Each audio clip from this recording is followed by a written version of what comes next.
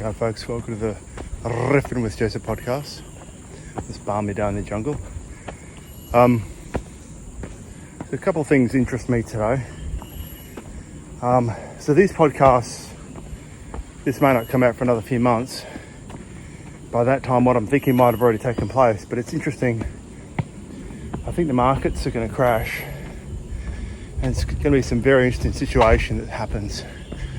And so completely nothing may happen when I think. In fact, even the timing of this stuff is very interesting because it's almost impossible to get exact timing. But it's just interesting how one thing I've noticed, again, it's this thing about are you searching for truth or something to confirm your emotional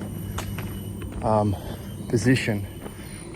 And it's interesting because anytime I've said things about markets or whatever to people, it's amazing how often people will dismiss something because it's quote unquote negative, or it's always been this way so therefore it won't. So rather than actually just looking at the facts, they'll label it as something negative.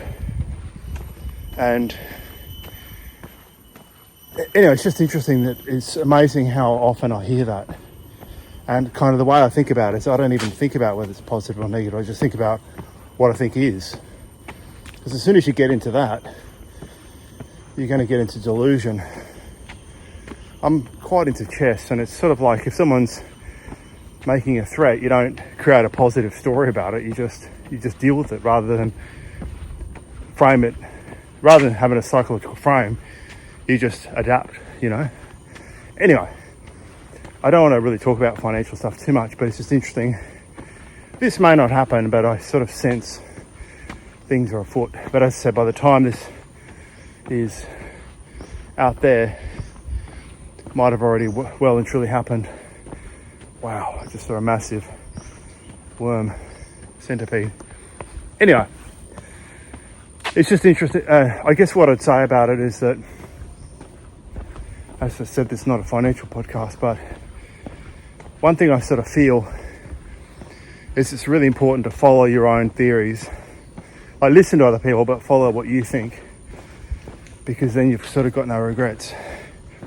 And I'll come back to this issue after the fact, see if things have played out. They may not have, but it's very important to have a hypothesis and go with it and trust yourself. So still listen to other people, but have a rationale why you think what you think and blah, blah, blah. And some of that might be a sense of something. But, because I feel like if you do that, then however it goes, you can have no regrets. Whereas if you just blindly follow something, either because someone said it or it's not how you want to, it's not what you want to hear, or doesn't suit you, makes you feel uncomfortable, just anything like that, to me is bountiful. But anyway, this is just my thoughts, that really, if you're listening to yourself, whatever happens, that's your truth. Do you know what I mean? Regardless of the outer circumstances. So that's kind of something I think that's something I feel is important. Something else I wanted to mention today as well, and this is, I try to just bring in one topic, but I might leave this in just because I feel like talking about it today. One thing I realised a couple of days ago, so I thought, wow, I talk about a lot of different things, and a lot of things I don't do. Do you know what I mean? And the reason I'm saying that is because I don't want to be... This is just... The purpose of this podcast is so people have an experience of something, so they can ponder something I'm saying, but then they have their own experience of it. So I'm not so much... So that's why I do the thing at the end, because unless you experience something, then it's just kind of words. Like, unless something shifts inside you, then it's just sort of words. Do you know what I mean? So I sort of see that I'm giving something for people to ponder and experience more so than education. And I don't also want to be set up as a authority either, because everybody is their own authority. And what was I going to say about this? Anyway, what I wanted to say was a lot of the things I've suggested, a lot of little things, like there's been many things I've suggested that I don't follow through on either. But a few days ago I was thinking to myself about that, and I was thinking, okay, I'm just this, so I talked about this one thing idea, just sticking, and also how it links in with the routine thing. One thing I've found is that once something's automated, it becomes really easy. And I sort of mentioned this on a previous podcast. So once it's automated, it's quite easy. And so I thought to myself, you know what, I'm gonna do this thing where I do one strength exercise a day, covering the whole body over a week, but just one, like one body part, so one day it might be plank, or the other day it might be a push-up or whatever, but either way it's covering the whole body. And I thought, now I used to exercise way more, but when I started traveling I really got out of the habit. And so you just got to adapt and like create new habits. But it's really interesting because back in the past when I used to exercise a lot, like you couldn't put a gun to my head and stop me. Like I just loved it. But it's amazing how once you get a habit, then it becomes hard again. And I thought, okay, I've got to get back in the habit of doing one exercise a day. Now the thing is, now I'm going to stick to this, and I'm going to check in with this, because, and I'll still check in even if I fuck it up, because as I said, I'm not making myself out to be an authority or an expert. This is just something I'm pondering, and so.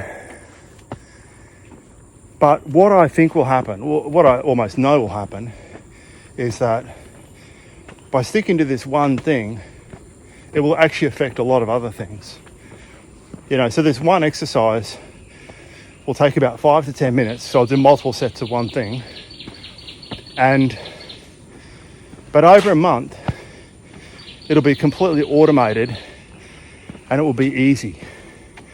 And not only that, after about a month, I'll actually want to do it. That's really the interesting thing. Now, at first, when you start this, you just think, how useless, like just one thing.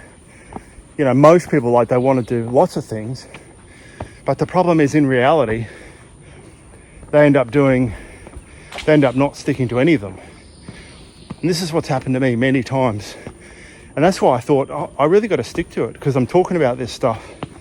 And so I've really got to stick to it, and make a definite thing. And some monkeys up here. What a classic.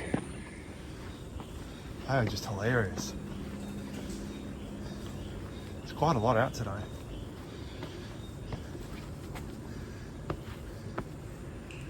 Oh, look at them. There's a shitload of monkeys up here. Quite tame. Look at them all.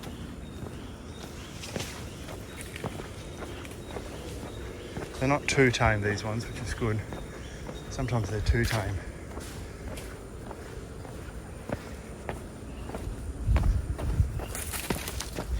Anyway, I'll continue on. You can just have a look up ahead or whatever.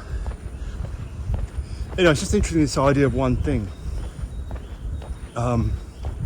Because I know from experience it'll have a flow-on effect. Where you do that one thing and you get momentum in the one thing, and the one thing becomes permanent. But more than that, you then start sticking to your guns in other ways. Now, what I found is the opposite, is where you start one thing and sometimes you're just not able to stick to it, but then you just end up floundering on everything. And there's this kind of rinse, repeat cycle of just stop and start, and then you just feel like you get nowhere. So when I thought about this, I thought I could feel that part of me that's just sitting there saying, okay, one thing, big fucking deal, what's that going to do? But here's the thing. If I set that up for 30 days, then in 30 days, like I have a permanent new good habit. Other good habits will naturally happen from that. And then that thing becomes automated, becomes easy. So for me, going for 10,000 step walk every single day is really easy. For me, it takes no effort and I enjoy it. You know, so at the moment it's quite hot. So I'm only doing it now because there's nobody here. But in general, I love this walk, you know? So this is why I love being here. Because this walk, I feel good. So yeah, so this one thing has, and as I said, like in a month, I'll check in about this. And, you know, it'll be interesting to see what other habits. I mean, I remember years ago I lost weight. I lost about 30 kilos and a bit over 60 pounds if you're American. And it's quite interesting, like, I just found it so empowering. And then I stayed fit for about 8 years, really fit. And then, like, once it's in the habit, it's quite easy. Anyway, so I've kind of got out of the habit, but I know the experience of that once you get something generated and it creates its own momentum, and also about how much energy that gives you for so many other things. But the trick is when you do this, the trap, I think, well, certainly for me, but I think for a lot of people, is that one thing you think, wow, that's really nothing. Because really, in the grand scheme of things, me doing one strength exercise a day, you know, like, strength is a good thing to do, but, you know, it's not gonna, you know, like if you're a bodybuilder or something like that, or, you know, like if you're trying to push it, like, it's not going to do a lot, you know. And there's a lot of other things to do as well, but that's not really the point. The point is that you set up a routine where you do something almost like that you will not fail, you know, in any circumstance. So that's the key, that you set something up easy enough that you cannot possibly give yourself an out, you know. So yeah, so there's two topics today which are quite different, you know. So I mentioned the thing about, you know, so I mentioned, look, I think something's about to happen in the financial markets. As I said, by the time this video comes out, it's probably already well and truly gone, or it would have happened. But the point of that really is trusting your own theories and what makes sense to you, and don't get into emotional arguments, you know, just what makes sense to you, you know. So people don't have to respond to a negative process with negative emotion. Sorry, people don't have to respond to a negative outlook with negative emotion. It could be positive emotion, you know. So, and the other thing was just this tapping into this, one thing routine and sticking to it like nothing else. So if we were going to look at this, join it together. So in your own life, so just breathing in, because you want to sort of feel this. Breathing in, what in your own life do you know to be true? Now, this might be an answer that you've heard many times, but it doesn't matter, because just the fact you've heard it again means you need to hear it. So what's something that you know to be true? And what would it be like if you trust that? If you make a decision to trust it. Now, when you trust, you don't have a guarantee. This is the whole thing. If you have an intuitive hit on something, that's the whole point of faith or trust or whatever. You don't have a guarantee. Now, trust does not mean making up stories. It means getting a sense of something that could include logic, could include an aim, and it could include a sense, but then trusting what you know.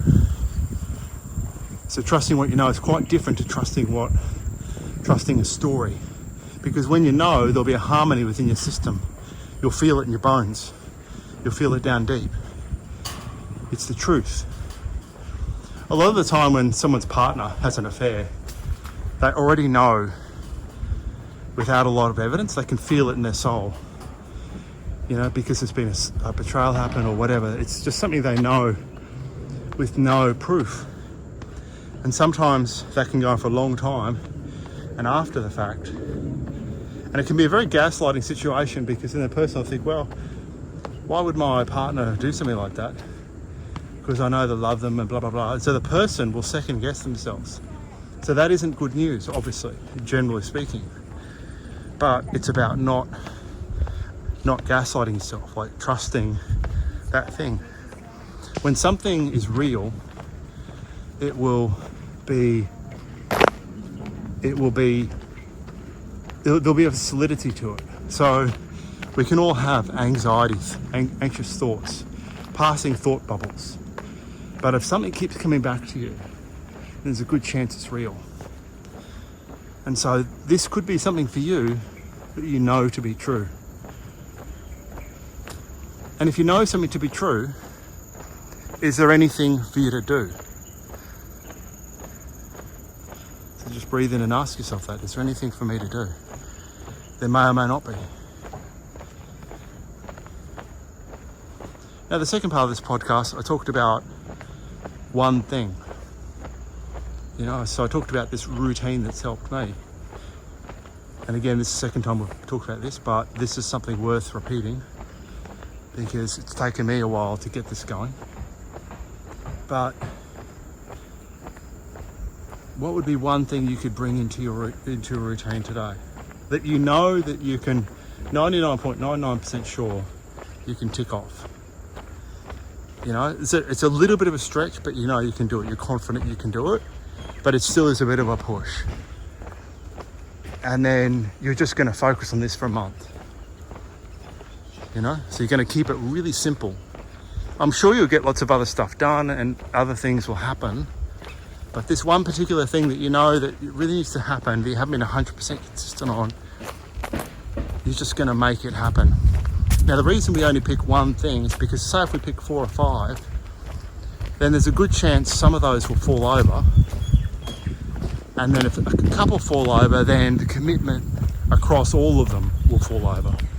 So this is about one thing, and it's so solid as a rock.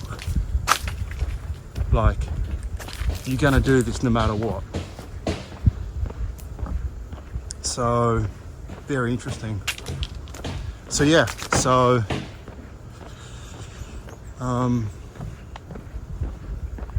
that's kind of it. And so just with those ideas that I've said, just breathe in and feel quietly proud of yourself for doing that one thing and about how you'd feel. Or what I said earlier, feel quietly proud of yourself for trusting what you feel, for trusting your own ideas. And trusting your own ideas is not about getting it right every time. You won't get it right every time, but it's about trusting and conviction anyway. Anyway, so that's kind of it. Have a good day.